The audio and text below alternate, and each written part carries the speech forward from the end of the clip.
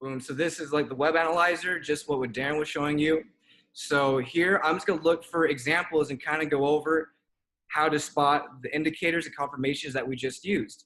So the most previous indicator I've seen or most recent trade called out was a buy on Euro USD.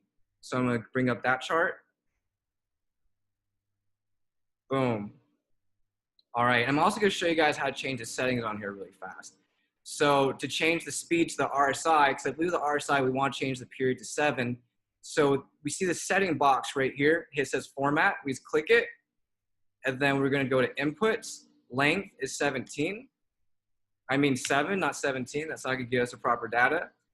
Hit OK. We can also hit style. We can make this line fatter. We can change the color to something else.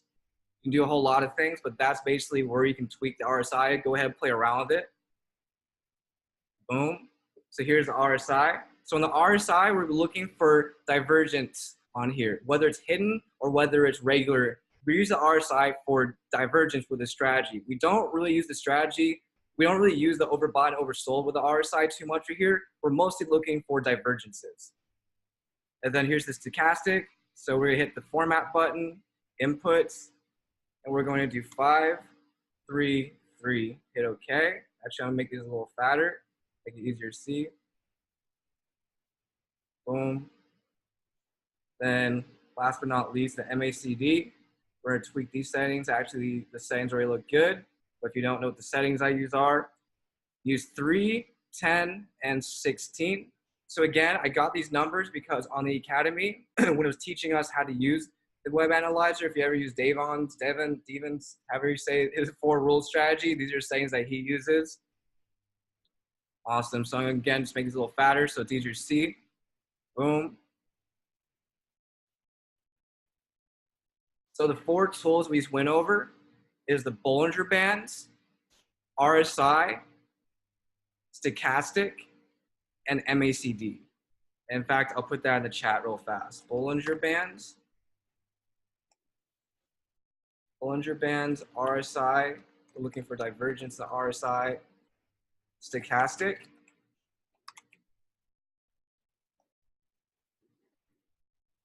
and then MACD. Boom.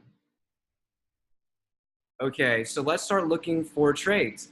So it says it called a buy here about 15 minutes ago. Right now is not really the best time of the day to be trading. It's gonna heat up in a few hours when the London session starts. So I'm gonna try to find examples, but again, now is not the time where we're gonna get a lot of signals.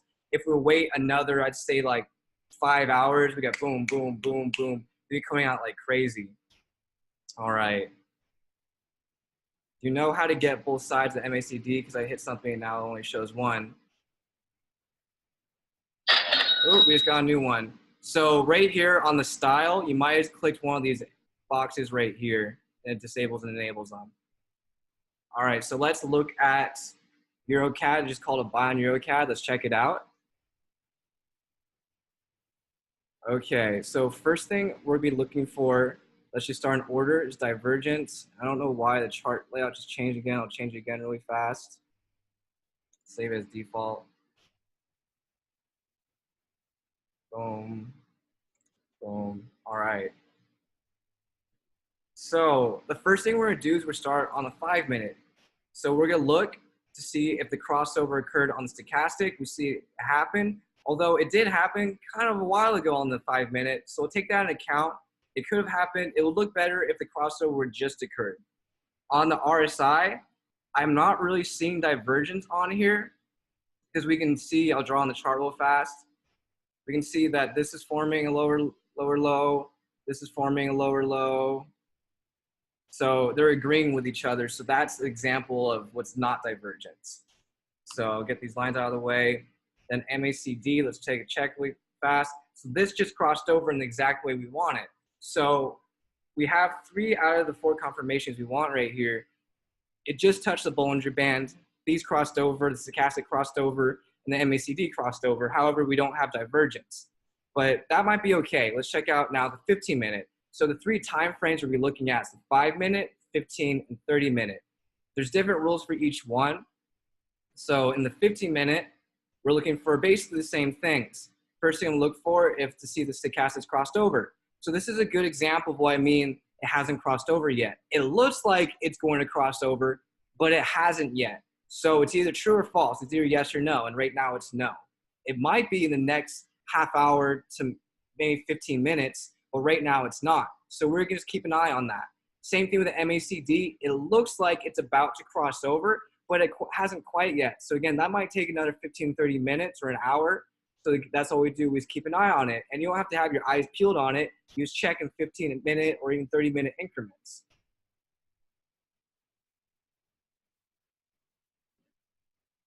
All right. So now let's look at, in the Bollinger Bands, we can see that it's touching the bottom side of the Bollinger Bands. However, when the Bollinger Bands, the closer they are, that's called a squeeze. So it's likely that price is going to stay in a very tight zone. It's not going to go too far up. It's not going to go too far down. But when it squeezes, the pressure's building. The bulls and the bears are playing a game of tug of war. Eventually, it's going to break out. So we can see it actually just jumped right there. Probably from the final, you can see, yeah, it just jumped out a little bit right there. So if we enter this buy raise, a webinar or raise a Ray analyzer called it, it wouldn't have been that bad of a position. But to be consistent, we have to follow these set rules, and you'll have more consistent portfolio instead of, I won here, I won there, and I don't really know why. So the last one we're going to look at is a 30-minute chart on here.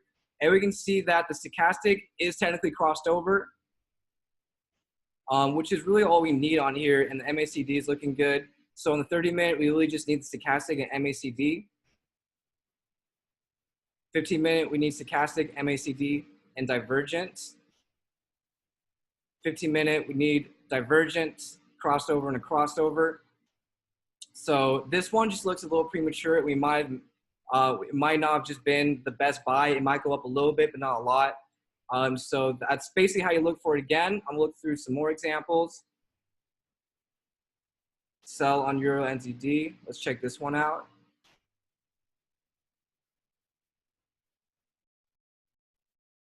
All right, so let's start. That's on the hour. So in general, this strategy works best with the 5 or 15-minute ones indicator. So I'm gonna unselect the 1 hour, so those don't pop up.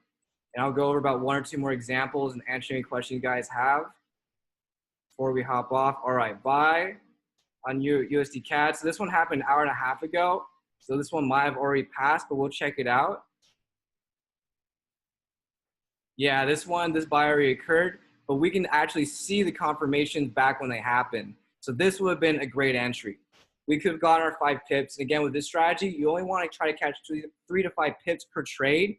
But when you're this accurate, you can catch maybe 4 or 5 trades in one day. That means you're catching 25 pips. That means you can be making about $250, maybe $300 a day doing this strategy once you get built up. All right, so let's just look at the confirmations right here.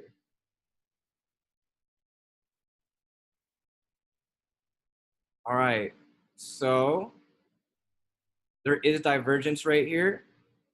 I'll draw it right here. We can see a higher low forming right here on the oscillator and the RSI.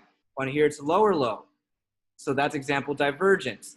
Then right here, what do we see? We see the stochastic crossover right here. Same with the MACD crossover. So there's every confirmation we needed on the 5-minute right here. Perfectly, even touched the lower side of the Bollinger Bands. So that's 5 out of 5 confirmations. Let's see what happened on the 15-minute. So 15-minute, I'm not as concerned about the divergence.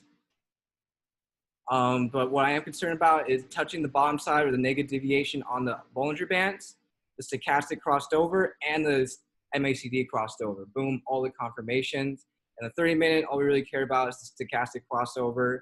Yep, and it's crossed over on 30-minute as well. So we can see that this trade had every confirmation we needed, and it was shot right up. So if we saw this, probably what time would this been? If we saw this about an hour ago, an hour and a half called, when this was sent out, we could have made money on this. Because sometimes a signal can be shot out and immediately you need to enter after you check the confirmations. Sometimes you have to wait a little bit, but this would have been one where the moment it was shot out, we would have entered, we would have made money just like that. So I'll go over one more example before we hop off. All right, these are all from a while ago, but we can still check them out to see if it worked or not. Sell on your USD, let's see what this was. Okay, so this was called out All right. So first thing we're gonna do is we're try spot divergence. And this isn't strong divergence. We can see right here, if I can draw these lines right here, they are diverging from each other just a little bit, not a whole crazy a lot much. So I wouldn't have been too excited about this divergence, but we can see it's diverging a little bit. We see a stochastic crossover, and we see the MACD crossover, and we saw that tap the top side of the Bollinger Band up here. So that's 5 out of 5 confirmations. On the 15-minute right here, we would have seen the crossover in the stochastic. There's crossover in the MACD. You have the crossover in the MACD. On the 30-minute, all we need is a crossover on stochastic, and the whole crossover on stochastic had happened a while ago.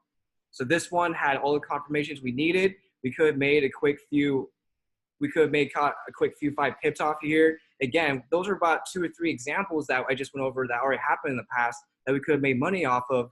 And again, this is something you can run in the background. You can be doing whatever. You go on YouTube, you can be at work, doing whatever. You hear the cha-ching, you go check it, you go count these confirmations, see if they line up. You enter, you don't enter. It really doesn't have to be that time consuming. This is something you can completely do in the background. Even if you're just playing video games, you're playing Fortnite, you're playing Call of Duty, doing whatever. You hear the cha-ching, you just go and check it. Not a lot of time out of your day. Like I said, guys, Forex is not complicated. It's a bunch of simple things put together into something that looks complicated. And the whole point of Forex is to make it so we have all the time to do what we want. Time to move out to somewhere we want to do. Maybe we want to move to Hawaii, want to move, out of the country. Have time to do that and work casually in the background. And that's what Forex is here for. And that's what makes the web analyzer so great, and why I'm so happy that me and Darren finally actually started using it, because we've been sleeping on it for so long, and it's just ever since we started using it, we've been seeing how powerful it is. So yeah, if you guys have any other questions after this call, you can feel free to shoot me a message in the group chat, or someone else will answer it too. We got a lot of knowledgeable people here. But again, thank you guys for hopping on.